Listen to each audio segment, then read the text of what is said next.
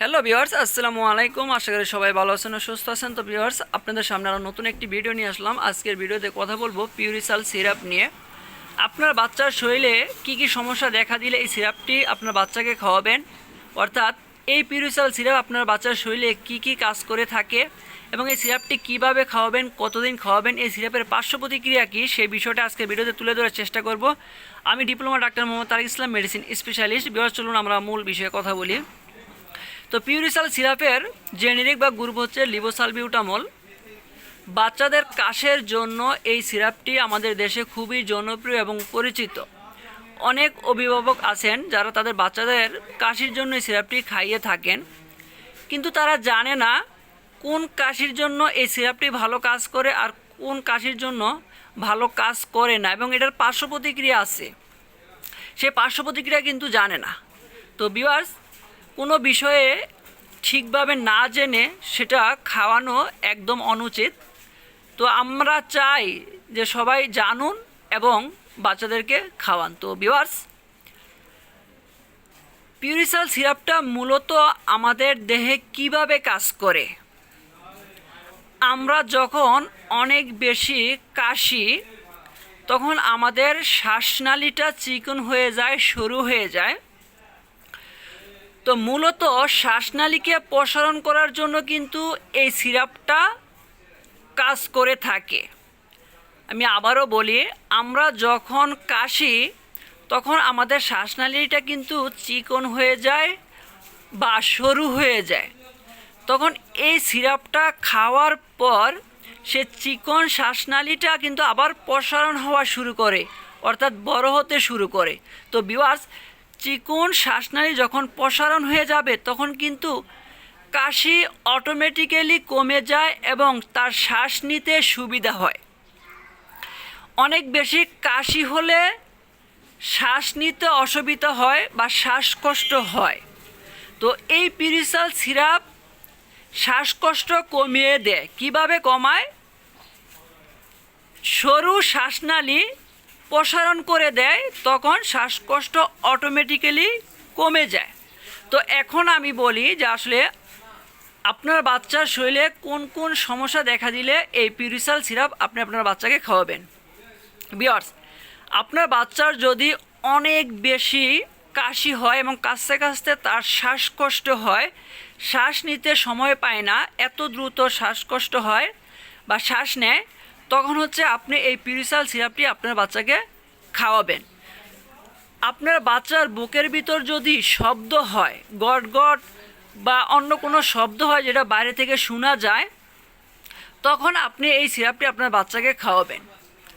আপনার বাচ্চার শ্বাসের সাথে যদি বুকের মাঝখানে ডেবে যায়, আপনারা তার পরনের কাপড় উঠিয়ে তার শ্বাসের সাথে খেয়াল করবেন যে শ্বাসের সাথে বুকের মাঝখানে ডেবে যায় কি না। যদি কাশির সময় বা শ্বাসের সময় যদি বুকের মাঝখানে ডেবে যায়, তখন কিন্তু আপনি এই সিরাপটি আপনার বাচ্চাকে খাওয়াবেন।